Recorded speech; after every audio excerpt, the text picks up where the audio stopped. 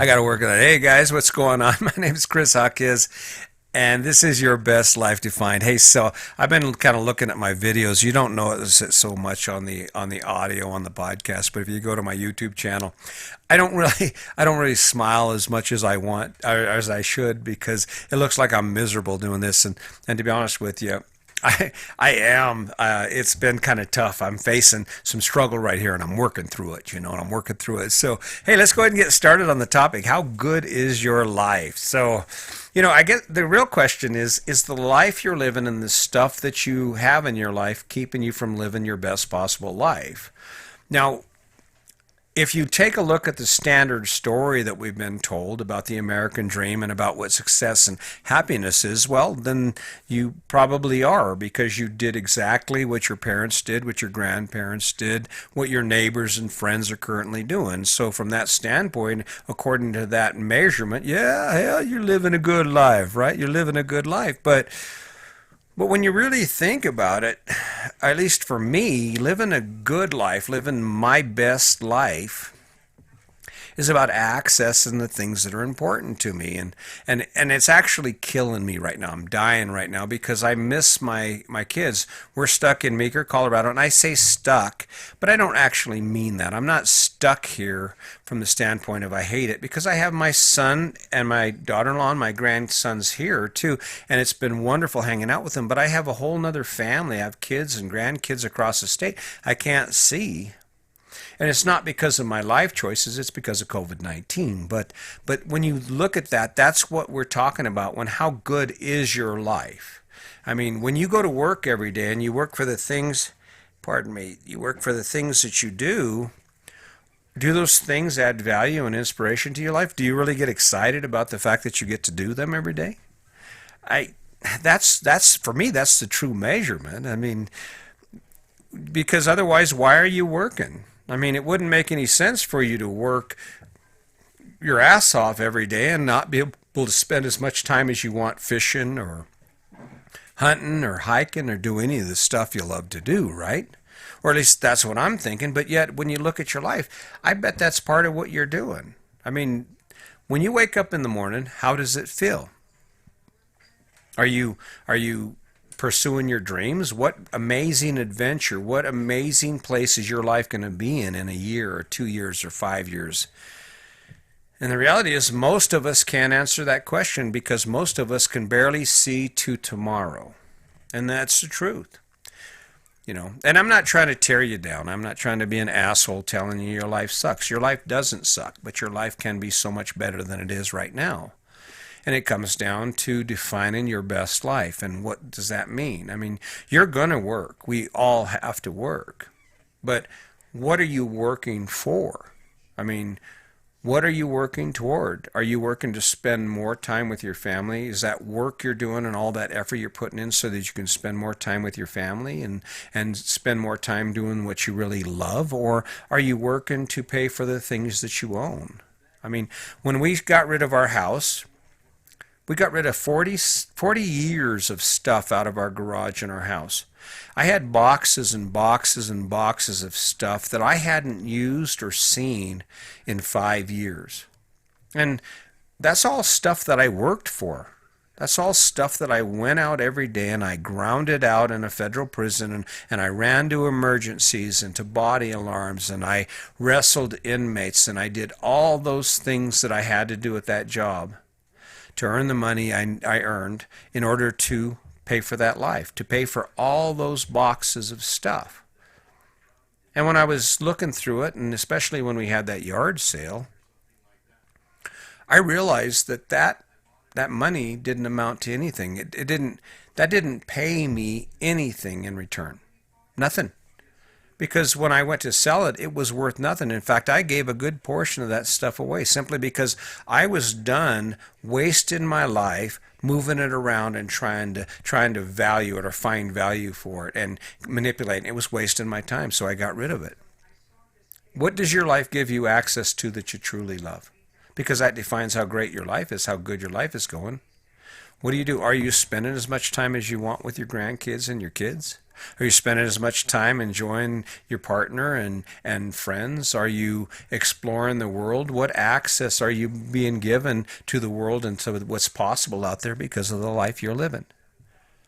That's an important question because I don't know when I'm going to die. This could be my last podcast. I could be dead tomorrow.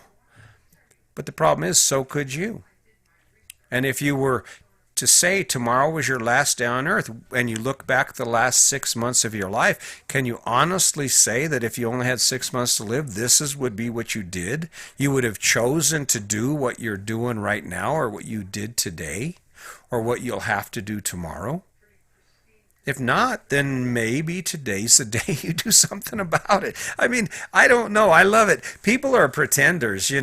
Social media taught that though. I don't know if you've noticed I've stepped away from social media if you're following me at all, but I've kind of decided that maybe that's not really adding much value to my life. Granted, I get to see what my kids are doing, what my grandkids that I can't visit in person are doing, and it's interesting to catch up on friends, but doesn't really add a lot of value to my life. I mean, if I get off social media today, I'm not going to be any poorer. I'm not going to have any less money.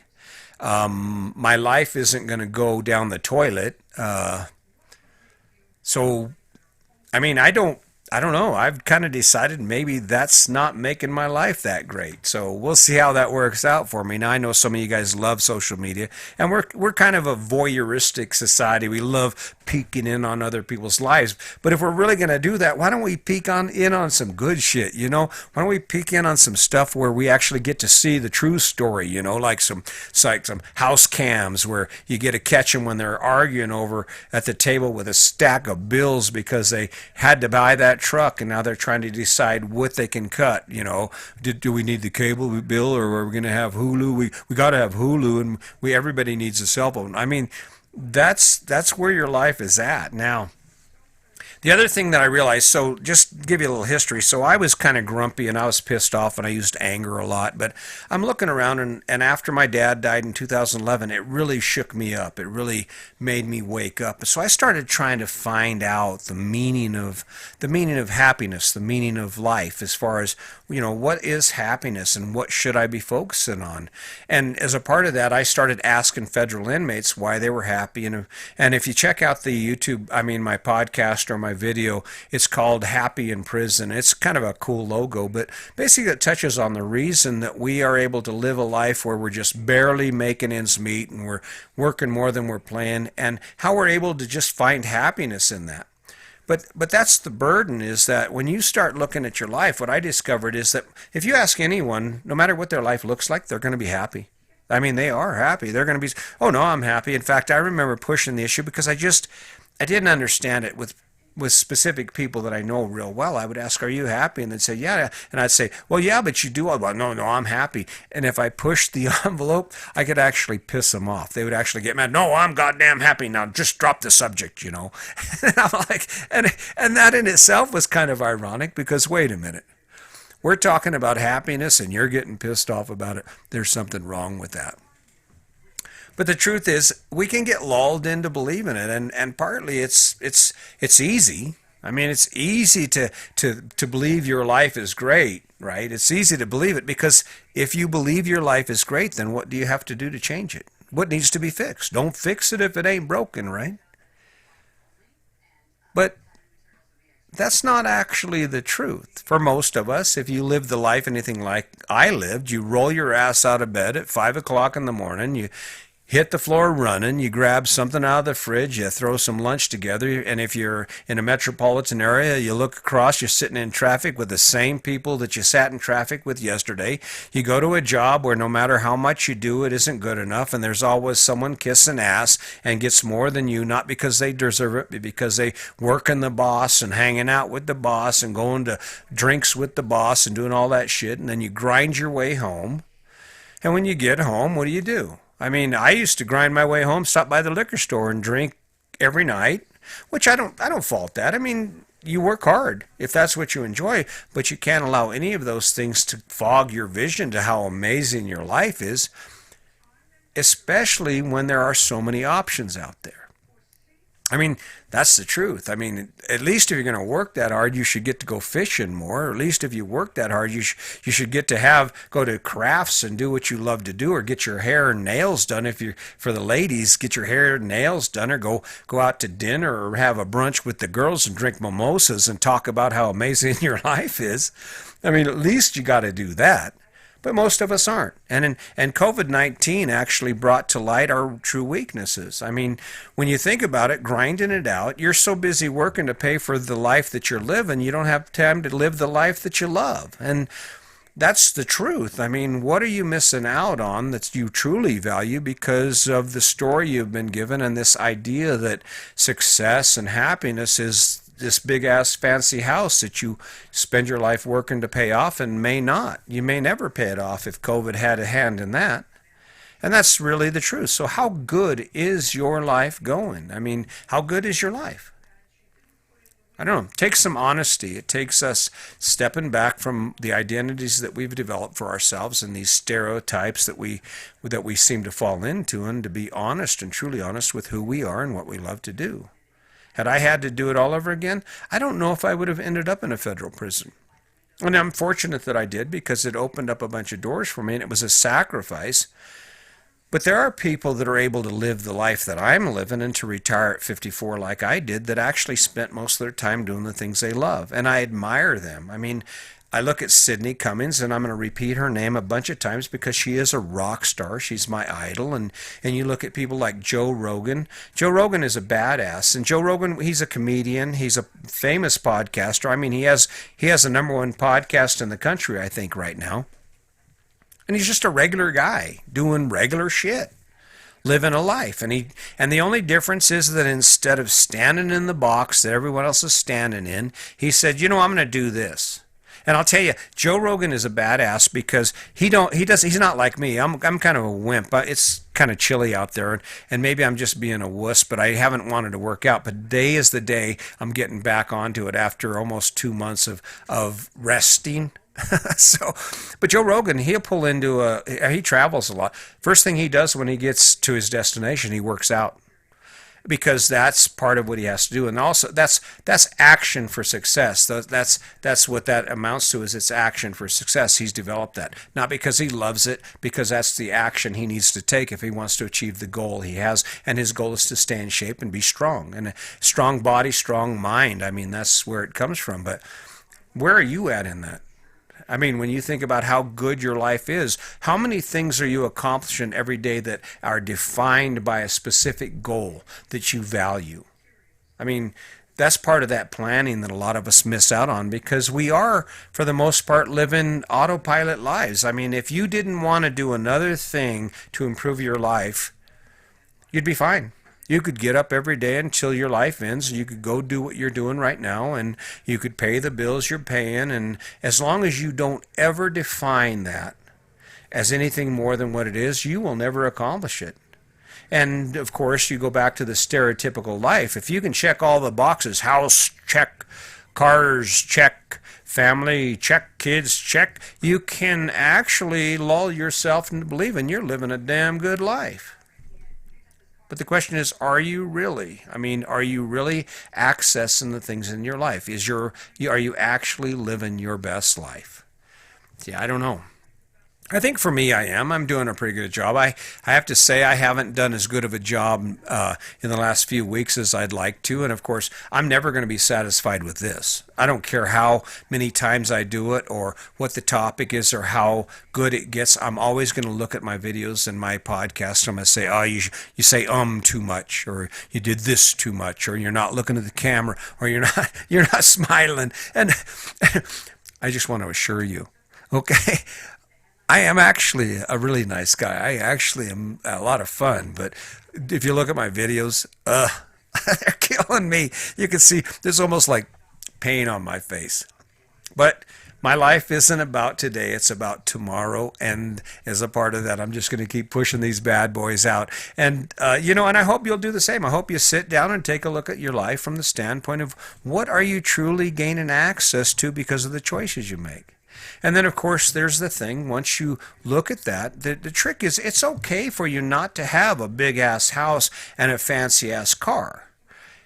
What you need, if the house and the cars are not your thing, if you're not a Better Homes and Gardens person, the house and the car needs to fit the life you want to live, and that's really the truth. And the media is not going to tell you that. The advertisers and the realtors aren't going to say, oh no, just slow down there, man, you don't want to tie all your money up into this big ass truck, because then you won't be able to go fishing. No, I know you said you love fishing. Don't buy this truck. Over here, there's a used one over here for $20,000 less, and it does the same thing.